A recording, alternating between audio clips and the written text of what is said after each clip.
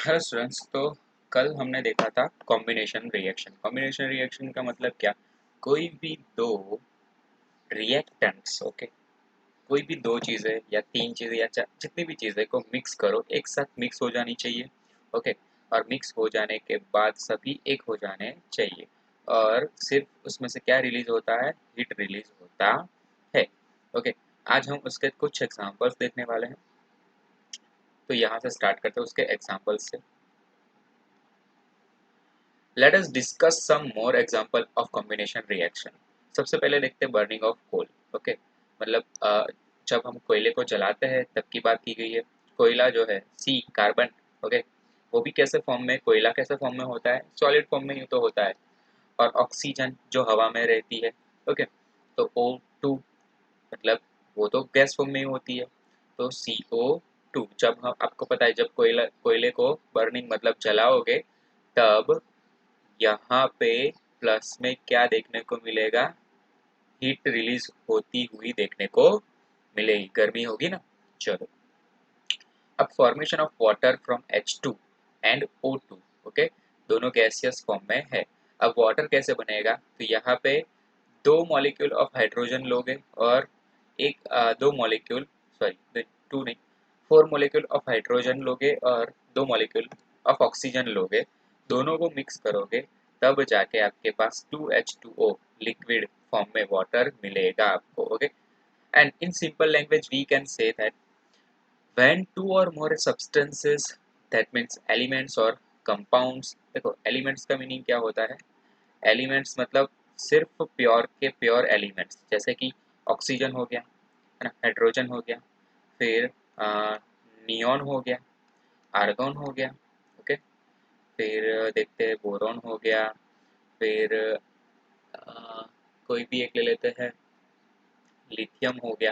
ठीक है, तो मतलब ये सिंपल सिंपल से जो है, अकेले अकेले उनको एलिमेंट्स बोलेंगे। और उसके बाद आता है कंपाउंड। तो कंपाउंड क्या चीज़ होती है? अगर अगर जैसे कि ऑक्सीजन और हाइड्रोजन मिल गए, ठीक है, मतलब पानी बना दिया उन्होंने, तो ये एक कंपाउंड बन गया। ओके, चलो, तो वही चीज़ होती है। अगर कार्बन और ऑक्सीजन मिल गए तो वहाँ पे ये कार्बन डाइऑक्साइड बन जाता है, तो ये भी एक कंपाउंड बन जाए। ठीक है, चलो, in a simple language we can say that when two or more substance, दो या दो से ज़्यादा सब्सटेंस या फिर एलिमेंट और कंपाउंड कंबाइन, मतलब एक दूसरे के साथ मिक्स होंगे और कंबाइन होके, मिक्स होके, to form a single product, एक सिंगल प्रोडक्ट बनाएंगे, तो जो रिएक्शन बना उस रिएक्शन को हम क्या बोलेंगे? कॉम्बिनेशन रिएक्शन बोलेंगे। और in activity 1.4 we also observe that a large amount of heat is evolved। Okay, और हमने 1.4 में भी देखा था, एक्टिविटी 1.4 में, वहां पर भी बहुत सारी अमाउंट में क्या प्रोड्यूस हो रही थी? हीट प्रोड्यूस हो रही थी। This makes the reaction mixture warm. Okay, तो जो कॉम्बिनेशन रिएक्शन बनेगा, तो कॉम्बिनेशन रिएक्शन बनने के बाद जो हमारा मिक्सचर होगा ना, वो थोड़ा सा गर्म देखने को मिलेगा हमें। और reactions in which heat is release along with the formation of products are called exothermic chemical reaction। Okay, अब देखो, हर बार ज़रूरी नहीं है कि जब कॉम्बिनेशन रिएक्शन हो ना, कॉम्बिनेशन रिएक्शन, तब हीट प्रोड्यूस हो, ऐसा ज़रूरी नहीं है। लेकिन अगर हम ऐसा बोले कि हमने जो भी रिएक्शन कर रहे हैं, कुछ कुछ रिएक्शंस ऐसे होते हैं जिसमें हमें हीट प्रोड्यूस होती हुई देखने को मिल सकती है। ओके, तो अगर हम कोयले को जलाया तो हीट प्रोड्यूस हुआ ना, तो ये प्रोसेस को हम क्या बोल सकते हैं कि एक्सोथर्मिक एक्सोथर्मिक केमिकल रिएक्शन बोल सकते हैं। ओके, क्या बोल सकते हैं? Exothermic chemical reaction. Another examples of exothermic reactions are, पहला एग्जांपल कौन सा है? Burning of natural gas. Natural gas मतलब जो भी अ, हमारा सीएनजी होता है, ठीक है, कंप्रेस्ड नेचुरल गैस, उस नेचुरल गैस को जलाते हैं तो देखो वो होता है CH4, मीथेन, गैसियस फॉर्म में, प्लस ऑक्सीजन, दोनों को मिक्स करेंगे तो हमें मिलेगा CO2। ओके, प्लस 2H2O, दोनों गैसियस फॉर्म में मिलेंगे। ठीक है, चलो, तो do you know that respiration is an exothermic process. Okay, तो यहाँ पर देखो, हम जब भी मतलब कोई गैस को जलाते हैं हम, ठीक है, तो गैस को जलाएंगे तो वहाँ पे धुआं उठेगा। ओके, धुआं धुआं मतलब क्या है, थोड़ा सा गैस ही तो है। तो जो पानी रहता है ना, वो थोड़ा सा वेपर फॉर्म में होता है और वेपर फॉर्म में निकल जाता है बाहर गैस से। और जो धुआं होता है वो कार्बन डाइऑक्साइड। प्लस वहाँ पे हमें थोड़ी सी क्या फील होती होगी, हीट भी फील होती है जब हम गैस को जलाते हैं। तो थोड़ी नहीं, बहुत ही हीट हमें महसूस होती है। Do you know that respiration is an exothermic process. Respiration भी कैसी है, एक्सोथर्मिक। रेस्पिरेशन मतलब हम जो सांस लेते हैं और सांस को छोड़ते हैं, वो भी एक एक्सोथर्मिक प्रोसेस है। ठीक है, अब देखते हैं आगे।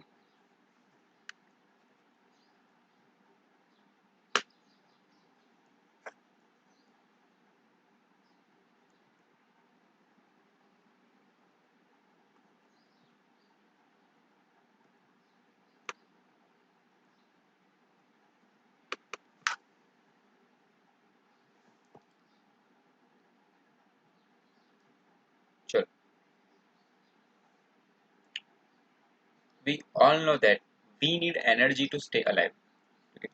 हम सबको पता है कि अगर हमें जिंदा रहना है तो हमें एनर्जी की ज़रूरत पड़ेगी ही पड़ेगी, and we get this energy from the food we eat. और हम जो खाना खाते हैं उसमें से ही तो वो एनर्जी आती है ड्यूरिंग डाइजेशन। ओके, जब डाइजेशन होता है, हमारे हमने खाना खाया, अब खाने को डाइजेस्ट भी तो करना पड़ेगा, पचाना भी पड़ेगा। तो during digestion food is broken down into simpler substance. मतलब हम जो खाना खाते हैं ना, वो कैसा सब्सटेंस होता है, कॉम्प्लेक्स। ठीक है, कॉम्प्लेक्स मतलब आप बोल सकते हो कि जैसे मैथमेटिक्स में बहुत ही हार्ड सम है ना, बहुत ही हार्ड का हार्ड न्यूमेरिकल। तो हार्ड न्यूमेरिकल मतलब वो न्यूमेरिकल कैसा है, कॉम्प्लेक्स न्यूमेरिकल्स है। ठीक है, बहुत इजी नहीं है। तो हमारा फूड जो होता है वो भी इसी फॉर्म में होता है, कैसा है, कॉम्प्लेक्स फॉर्म में होता है। अब हमारे पेट में ही जब ये खाना जाता है ना, तब वहाँ पे वो सिंपलर फॉर्म में कन्वर्ट होता है। किस पे, कौन से फॉर्म में, सिंपलर फॉर्म में कन्वर्ट होता है। सिंपलर फॉर्म में कन्वर्ट होने के बाद ही वो खाना क्या हो पाता है, डाइजेस्ट हो पाता है। For example, rice, potato and bread content carbohydrates. Okay, rice में, पोटैटो में, ब्रेड में, ये सभी में कार्बोहाइड्रेट्स होते हैं। और this carbohydrates are broken down to form glucose. और ये कार्बोहाइड्रेट्स जो होते हैं ना, वो कार्बोहाइड्रेट्स को क्या करना पड़ता है, तोड़ना पड़ता है। ठीक है, उसको कार्बोहाइड्रेट्स में से किस में कन्वर्ट करना पड़ता है, ग्लूकोज में कन्वर्ट करना पड़ता है। और this glucose combines with oxygen in the cells of our body and provides energy. Okay, और ये जो ग्लूकोज रहता है ना, वो ग्लूकोज किसके साथ कंबाइन, मतलब किसके साथ मिक्स हो जाता है, ऑक्सीजन के साथ मिक्स हो जाता है। और हमारी जो बॉडी के हर एक सेल है ना, उस हर एक सेल को एनर्जी प्रोवाइड करता है। ठीक है, ये ग्लूकोज ही होता है जिसमें से हमें एनर्जी मिलती है। And the special name of this reaction is respiration. Okay, ये पूरी प्रोसेस को हमने क्या बोला, रेस्पिरेशन बोला। And the process of which you will study in chapter 6। और ये प्रोसेस पूरी की पूरी रेस्पिरेशन प्रोसेस ऑफ चैप्टर 6 में पढ़ने वाले हो। अब देखो यहाँ पे रेस्पिरेशन प्रोसेस दिखाई के, ग्लूकोज है ना, यहाँ पे बोला ना, जो कार्बोहाइड्रेट्स रहते हैं ना, वो कार्बोहाइड्रेट्स को किस में कन्वर्ट कर दिया जाता है, ग्लूकोज में कन्वर्ट कर दिया जाता है, C6H12O6। ठीक है, ग्लूकोज का फॉर्मूला है, वो एक्वाटिक फॉर्म में होता है, मतलब लिक्विड के साथ मिक्स रहता है। हम जो भी खाना खाते हैं वो पेट में जाता है, तो हम पानी भी पीते हैं, वो पेट में भी लिक्विड, कुछ सेक्रेट जूसेस होते हैं, ठीक है, जो डाइजेशन के लिए हेल्प करते हैं, उनके साथ मिक्स हो जाता है। फिर 6O2, दो ऑक्सीजन है, सॉरी 12 ऑक्सीजन का मॉलिक्यूल है। अच्छा, वो दोनों मिक्स होंगे। ठीक है, क्योंकि हम जो सांस लेते हैं, सांस लेने के बाद ऑक्सीजन हम रखते हैं, बाकी का गैस बाहर निकाल देते हैं। ये दोनों चीज़ें होंगी, मिक्स होगी, तब क्या होगा कि एक तो CO2 हम बाहर निकालते हैं। ओके, और H2O जो लिक्विड फॉर्म में हमारे बॉडी में रह जाता है। ठीक है, चलो उसमें से कुछ ना कुछ हम बाहर निकाल देते हैं और कुछ हमारी बॉडी यूज़ करती है। प्लस हमें दूसरा क्या मिलता है, एनर्जी मिलती है। अब देखते हैं कि the decomposition of vegetable matter into compost is also an example of an exothermic reaction। देखो, द decomposition ऑफ वेजिटेबल मतलब अगर आपने वेजिटेबल्स कुछ ऐसे हैं जैसे कि आप लाए हो पीस बटाना, देखा है ना, पीस मटर, तो उस मटर को छीलोगे तो उसमें से दाने निकलेंगे। फिर आप तो छिलकों को कहाँ फेंक देते हैं, बाहर फेंक देते हैं। तो जो छिलके आपने बाहर फेंके वो जमीन पे अगर आपने फेंके हैं तो वहां पे क्या होने लगेंगे, जमीन में ही सड़ने लगेंगे, डिकम्पोज होने लगेंगे। और वो डिकम्पोज करने का काम कोई बैक्टीरिया करते हैं, ठीक है। Vegetable matter into compost is also an example of exothermic reaction. ये वेजिटेबल का डिकम्पोज होना भी एक एक्सोथर्मिक रिएक्शन है।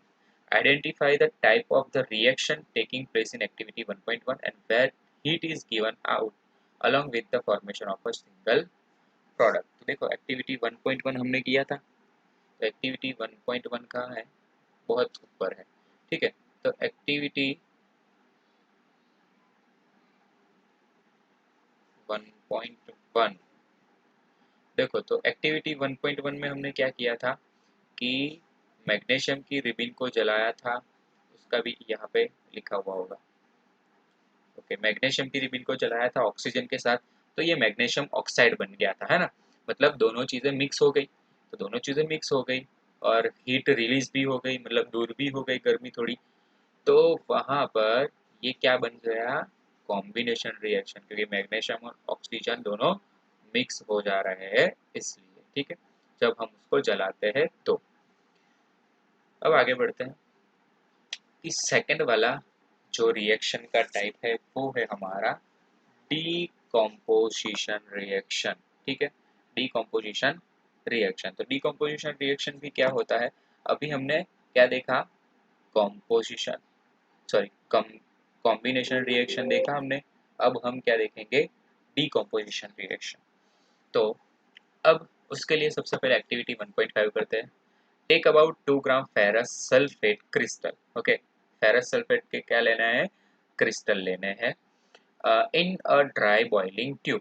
ड्राई बॉइलिंग ट्यूब मतलब ऐसी ट्यूब, ओके, जो अंदर से सूखी हो, उसमें कुछ रहना नहीं चाहिए, ना ही तो पानी ना ही तो कोई एनी लिक्विड प्रेजेंट नहीं होना चाहिए, वो सिर्फ अंदर से मतलब पूरे पूरी खाली रहनी चाहिए। उसमें तुम्हें फेरस सल्फेट के क्रिस्टल्स डालने हैं। Not the colour of the ferrous sulphate crystal. Okay, यहाँ पे क्या करो आप, कलर जो है ना किसके, फेरस सल्फेट के, वो फेरस सल्फेट के कलर को आपको नोट डाउन कर लेना है, ठीक है। चलिए फिर आगे देखते हैं वहां पे। Heat the boiling tube over the flame of a burner or spirit lamp as shown in figure 1.4। Figure 1.4 में दिखा है उस तरह से ये जो ट्यूब है उसके नीचे हमने थोड़ी सी आग जला दी है। And observe the colour of the crystals after heating. और हमें क्या करना है, कलर का ऑब्जर्वेशन करना है जब क्रिस्टल क्या हो रहे हैं, गर्म हो रहे हैं, ठीक है। Have you noticed that the green color of the ferrous sulfate crystals has changed? You can also smell the characteristics odor of burning sulfur। Okay, अब हमें क्या नोटिस करना है कि हम नोटिस करेंगे जो ग्रीन कलर है फेरस सल्फेट क्रिस्टल्स का, वो अब क्या होने लगेगा, बदलने लगेगा। And you can also smell the characteristics order of burning sulphur. और ये जो अंदर सल्फर जल रहा है ना, वो सल्फर जलने की हम स्मेल को क्या कर सकते हैं, थोड़ी सी अपने नोज के थ्रू उसका एक्सपीरियंस ले सकते हैं कि उसकी स्मेल भी चेंज हो रही है, ठीक है। अब यहाँ पे जो दिखाया है वो सेटअप दिखाया था सिर्फ कि किस तरह से आप एक्सपेरिमेंट करोगे। देखो ये टेस्ट ट्यूब है, टेस्ट ट्यूब में फेरस सल्फेट के थोड़े टुकड़े डाले हुए हैं और ये है हमारी बॉइलिंग ट्यूब। ओके, दो तरह की टेस्ट ट्यूब आती है, एक तो नॉर्मल आती है जिसको हम गर्म नहीं कर सकते, ओके, और दूसरी आती है बॉइलिंग ट्यूब जिसको हम गर्म कर सकते हैं। अब देखो 2FeSO4, ओके, हमने फेरस सल्फेट के क्रिस्टल लिए थे, उसको हमने गर्मी दिया, तो Fe2O3 फेरिक ऑक्साइड। ओके, देखो फेरस मतलब फेरिक जो है वो किसके साथ, ऑक्सीजन के साथ मिलके कहाँ पर निकल गया, वही का वही रहा, ये जो है ना अंदर, वो हमारा अभी मतलब जलने के बाद फेरिक ऑक्साइड ही बचेगा। और SO2 और SO3 दोनों गैसियस फॉर्म में क्या हो जाएंगे, वहां पे रिलीज हो जाएंगे। ठीक है, क्या हो जाएंगे, रिलीज हो जाएंगे। In this reaction, you can observe that a single reactant break down to give simpler products. Okay, ये जो इस रिएक्शन में हम देखते हैं, तो हम क्या ऑब्जर्व कर सकते हैं कि सिंगल रिएक्टेंट्स। ओके, एक ही रिएक्टेंट लिया था ना हमने, तो सिर्फ फेरस सल्फेट लिया था, और फेरस सल्फेट को जलाने से तीन अलग अलग चीजें मिली। देखो, एक तो फेरिक ऑक्साइड मिल गया, SO2 मिल गया, और SO3 मिल गया। ठीक है, चलो, this is a decomposition reaction.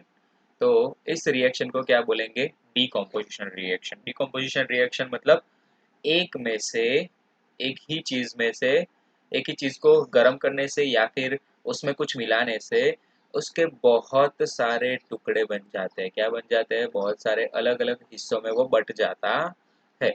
ठीक है, तो ऐसे रिएक्शन को हम क्या बोलेंगे, डीकम्पोजिशन रिएक्शन बोलेंगे। ठीक है, डीकम्पोजिशन रिएक्शन बोलेंगे। अब देखते हैं, फेरस सल्फेट क्रिस्टल FeSO4 और 7H2O lose water when heated and the color of the crystal change. Okay, अब देखते हैं कि जो फेरस सल्फेट के क्रिस्टल होते हैं वो क्या करते हैं, कितना पानी, 7 मॉलिक्यूल ऑफ वाटर, वाटर के 7 मॉलिक्यूल जितना पानी वो लोग क्या करते हैं, रिलीज करते हैं। ओके, जब उनको गर्म किया जाता है। और loose water when heated and the colour of the crystal change, और क्रिस्टल्स के कलर भी तो चेंज हो जाते हैं। और if the decomposes of ferric oxide Fe2O3, sulfur dioxide SO2 and sulfur trioxide SO3, ferric oxide is a solid while SO2 and SO3 are gases। तो यहाँ पे जो धुएं की फॉर्म में कुछ निकल रहा है ना, ये हमारा एक तो हो सकता है कुछ ना कुछ SO2 कहीं ना कहीं, और कहीं ना कहीं होगा SO3। ठीक है, सल्फर ऑक्साइड और सल्फर ट्राइऑक्साइड। और सॉलिड फॉर्म में हमें जो भी बचा है वो अभी जलने के बाद क्या बचेगा, तो अंदर बचेगा सिर्फ फेरिक ऑक्साइड Fe2O3। चलो, अब देखते हैं कि decomposition of calcium carbonate to calcium oxide and calcium carbon dioxide on heating is an important decomposition reaction use in various industries. ये डीकम्पोजिशन है ना, किसका, कैल्शियम कार्बोनेट का। कैल्शियम कार्बोनेट में से हम कैल्शियम ऑक्साइड बना सकते हैं। जैसे यहाँ फेरस सल्फेट में से फेरिक ऑक्साइड बनाया ना हमने, तो उसी तरह से कैल्शियम कार्बोनेट से हम उसको कैल्शियम ऑक्साइड बना सकते हैं। और carbon dioxide on heating is an important decomposition reaction. ठीक है, कार्बन डाइऑक्साइड भी हम उसमें से रिलीज करवा सकते हैं। ठीक है, चलो, और ये प्रोसेस अलग अलग इंडस्ट्रीज में बहुत ज़्यादा यूज होती है। और calcium oxide is called lime. ठीक है, कैल्शियम ऑक्साइड को हम लाइम बोलेंगे और क्विक लाइम भी बोल सकते हैं। And it has many uses. One is in the manufacture of cement, and when a decomposition reaction is carry out by heating, it is called thermal decomposition. Okay, अगर अगर किसी process में एक ही reactants का यूज करके बहुत सारे अलग अलग अलग अलग प्रोडक्ट मिल जाए, तो वहाँ पे प्लस गर्मी भी देखने को मिल जाए हमें, तो वहाँ पे उसको थर्मल डीकम्पोजिशन बोलेंगे। थर्मल डीकम्पोजिशन वहाँ पर ही बोलना है जहाँ पे गर्मी रिलीज होती हो। ओके, बाकी नहीं। अब यहाँ पे देखो, CaCO3 लाइमस्टोन लिया, ओके, पत्थर लिया सॉलिड फॉर्म में, उसको गर्म किया, गर्म करने के बाद CaO क्विक लाइम मिला हमें, और कार्बन डाइऑक्साइड गैसियस फॉर्म में देखने को मिलेगा। और हमें पता है कि अगर हमने जो चूना होता है, लाइमस्टोन होता है, उसको गर्म किया, गर्म नहीं, मतलब उसमें अगर शायद गर्म भी किया या फिर पानी भी डाला, तो वहाँ पे पानी डालने वाली प्रोसेस तो पहले ही देख ली थी। यहाँ पे सिर्फ गर्म करना है, तो गर्म करने के बाद हमें दो चीज़ें अलग अलग देखने को मिल जाएगी। तो ये एक ही चीज़ में से है ना, दो तीन चीज़ें अलग अलग क्या होती रहेगी, रिलीज होती रहेगी। तो वैसे रिएक्शन को हम क्या बोलेंगे, डीकम्पोजिशन रिएक्शन बोलेंगे। ओके, चलो। तो अब यहाँ से जो है हम कल से स्टार्ट करेंगे कि अनदर एग्जांपल जो है ना डीकम्पोजिशन रिएक्शन का, वो वहाँ से स्टार्ट करेंगे कल, ठीक है। Thank you for watching our session, मिलते हैं कल।